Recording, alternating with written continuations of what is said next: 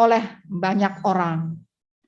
Juga dirasakan di Anyer, 3 mmi intensitas guncangannya, yang artinya dirasakan dalam rumah, terasa getaran seakan-akan truk berlalu. Bahkan getaran gempa tersebut dirasakan pula guncangannya di Jakarta, Kota Tangerang, Ciracas, Bekasi, Kota Bandung, Kabupaten Bogor, Kota Bumi, dengan intensitas guncangan 2 hingga 3 mmi.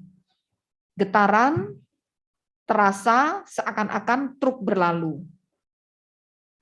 Itulah tadi dampak yang dirasakan terkait dengan guncangan gempa.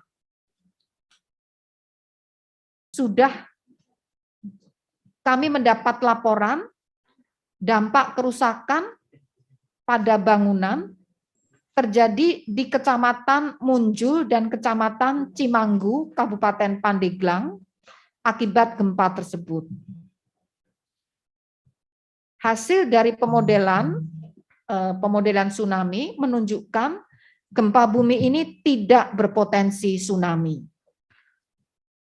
Kemudian perlu kami sampaikan, dari catatan sejarah kegempaan, sejak tahun 1851 hingga 1851 hingga tahun 2019 telah terjadi beberapa kali gempa bumi di wilayah tersebut, yaitu 4 Mei yang pertama tercatat di 1851 pada tanggal 4 Mei terjadi gempa bumi merusak di Teluk Betung dan Selat Sunda.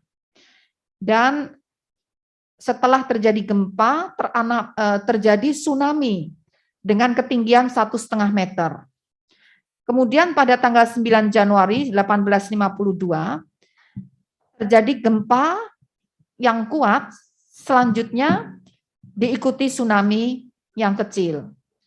Kemudian 27 Agustus 1883 terjadi tsunami dahsyat. Menurut catatan histori ini ketinggiannya mencapai 30 meter akibat erupsi Krakatau, bahkan di atas 30 meter akibat erupsi Gunung Krakatau. Itu 27 Agustus 1883.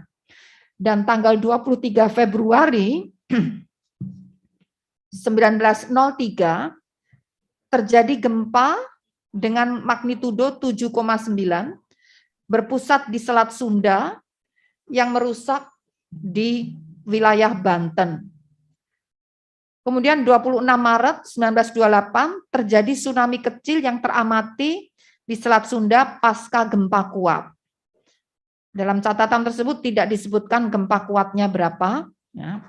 Kemudian 22 April 1958 terjadi gempa kuat di Selat Sunda diiringi dengan kenaikan permukaan air laut atau tsunami.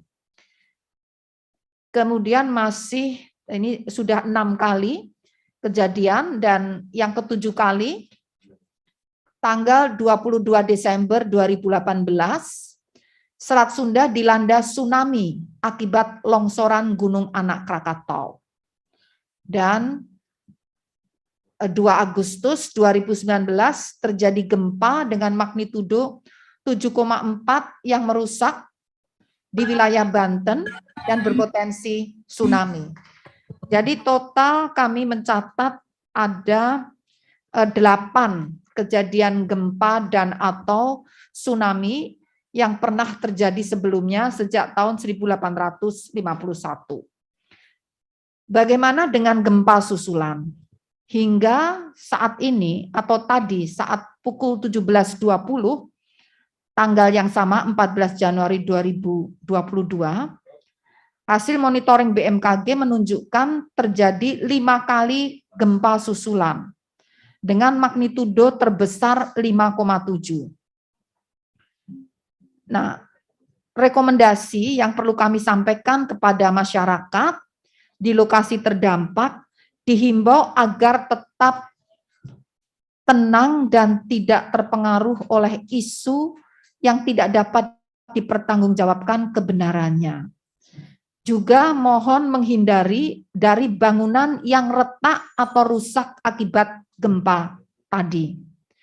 Mohon diperiksa dan pastikan bangunan tempat tinggal Anda cukup tahan terhadap gempa ataupun tidak ada kerusakan akibat getaran gempa yang membahayakan kestabilan bangunan sebelum Anda kembali ke dalam rumah.